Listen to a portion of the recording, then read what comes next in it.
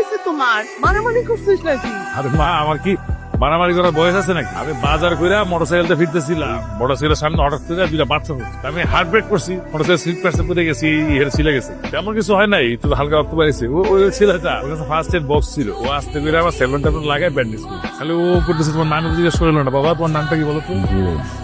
আবি। আচ্ছা, এখানে কার বাড়িতে আসছো? আমি বেসিক্যালি ইউনিভার্সিটি একটা কাজে আসছি, রিসার্চ করছি। ও আচ্ছা, তাহলে উৎসব কোথায়? একটা হোটেল খুঁজে নিব। তুমি আমার বাড়িতেই থাকবা, কোনো হোটেল মোটেল না? হ্যাঁ বাবা, আজকে রান্নাটা কেমন হয়েছে? কেন, তুই রান্না করেছিস? না, মা রান্না করছে, কিন্তু আমি মাকে হেল্প করছি। লজিক্যালি আমি তাই তো বলি যে খাবারে আজকে নতুন ব্র্যান্ড পাচ্ছি কেন, নতুন হাতের রান্না, তাই নতুন ব্র্যান্ড। মাঝে মাঝে রান্না কিন্তু বুঝছিস, কারণ রান্না একটা শিল্প। একটা কথা জানিস তো, যে মেয়ে যত ভালো রাঁধে সে তত গুণ। জাবির, তোমার কাছ থেকে তো একটা কথা জানা হলো না, বাড়িতে কে কে থাকে? আমি আর মা। কি করেন মা তোমার? মা টিচার। বলো। এটা কিন্তু আমার কিছু ছবি তুলে দিবেন? অবশ্যই তুলে দিতে পারবো, কিন্তু আমি একদম ভালো ছবি তুলি না। ওকে, আপনি তুলে দিলেই হবে।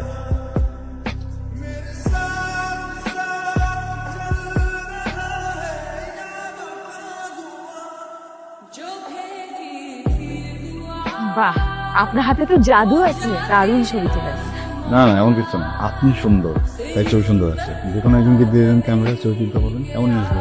আমি সুন্দর না, তো আপনি তো মাত্র এটা বললেন। খুব সুন্দর। আপনি তো বেশ ভালো ফ্ল্যাট করে বুঝে যান আপনাকে দেখলে।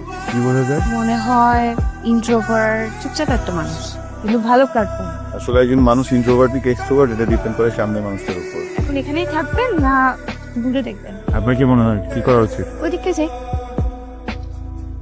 তোমার রিসার্চের কাজ কেমন চলতেছে?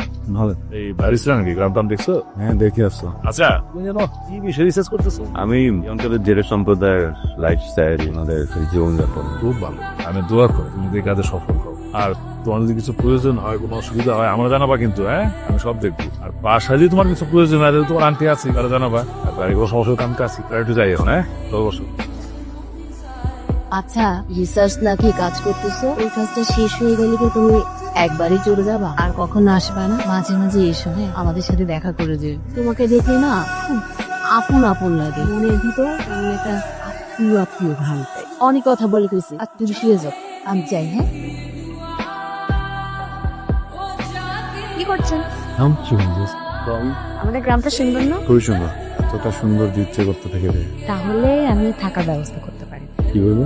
আমাদের গ্রামে একটা মেয়ে আছে, ময়না। ওর বাবা বিদেশে থাকে, ফ্যামিলি ভালো, মানে টাকা পয়সা আছে। এখন ওর ফ্যামিলির সাথে যদি কথা বলি, আমি ময়নাকে আপনার সাথে বিয়ে দিই, তখন আপনি গ্রামে পার্মানেন্ট থেকে দেবেন।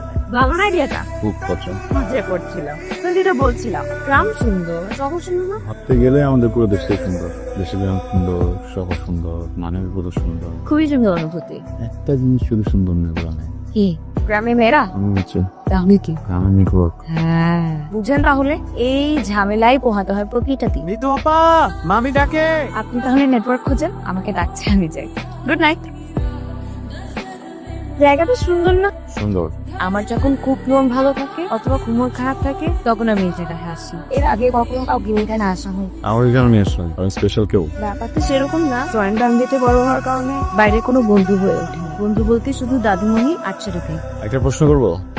আপনার যখন মন খুব ভালো থাকে তখন আপনি এখানে আসেন, যখন মন খারাপ থাকে তখন এখানে আসেন। খারাপের কারণ কি? তো কষ্ট দিয়েছে, খুব ভালোবেসে যতনে। প্রেম ভালোবাসার জন্য যে শুধু মন খারাপ হবে, ব্যাপারটা আমি বিশ্বাস করি। অনেক কারণে মানুষ মন খারাপ হতে পারে, আর আমার পরিবার এসব পছন্দ, তাই কখনো করাবে। ভুল কনসেপ্ট। দেখেন, প্রেম যখন আপনার জীবনে আসবে আপনি টেরও পাবেন না, আপনার কাছে পারমিশনও নেবে না, হুট করে হৃদয়ের ভিতরে একটা বাসা হয়েছে। আপনি খুব অদ্ভুত করে কথা বলেন, আপনাকে যত দেখি ততই অবাক হই। আমাকে বাইরে থেকে যেমন দেখা যায়, আমি ভিতরের মানুষটা এমন না। ভিতরে কিরকম? যতটুকু জানেন অতটুকু থাক, বাকিটা তো ব্যক্তিগত। মানুষ সবচেয়ে বেশি কিসের প্রেম করে জানেন? কিসের? কথা। একটা মানুষের কথা বলার ধরন, শক্তচয়, এগুলো আরেকটা মানুষকে আকৃষ্ট করে। আর আমার মনে হয় আপনি সে ব্যাপারে অনেক দক্ষ। মোটেও দক্ষ না। আবি, ওয়ালাইকুম আসসালাম। কি করতেছ? আমি ওই জাস্ট ফেসবুকের আপডেট গুলো চেক করছিলাম। ফেসবুকটা কেমনে স্যার? আমার একটু শিখাই না। বাট হঠাৎ ফেসবুক কেন শিখতে যাচ্ছেন? এমনি। আচ্ছা, থাক, বাদ দাও। আপনি কি মন খারাপ? আরে আমার না কেউ বুঝতেছে, আমার কি ভালো লাগে খারাপ লাগে জানতেও স্যার। এই পৃথিবীর মানব জীবনের ট্র্যাজেডি একটা, কেউ কারো ইচ্ছা মতো বাঁচতে পারে না। সবাই অনিচ্ছা মতো বাঁচে। এর ভিতরে কিছু মানুষ আছেন যারা নিজের ইচ্ছা মতো বাঁচার চেষ্টা করে, তাদেরকে আবার বাকি মানুষগুলো কি বলে জানেন? কি বল পাগল। কি বলছি জানাবে আমার একটা বোন ছিল। আর অনেক ভালোবাসতো। আমার বোন ঢাকায় গিয়া বড় একটা ইউনিভার্সিটিতে পড়াশোনা করতো। তো ওইখানে আমি একটা ছেলের সাথে পরিচয় হয়। আমার পেছনে বিয়ে করে ফেলে। পরে জানতে পারে যে ওই ছেলে পরিবারের সাথে আমাদের পরিবারের পুরো শত্রুতা। কেউ আমার বোনের মাইরা নেয় নাই। আমার আপার পরে দুলাভাইয়ের সাথে বিদেশে ছিল।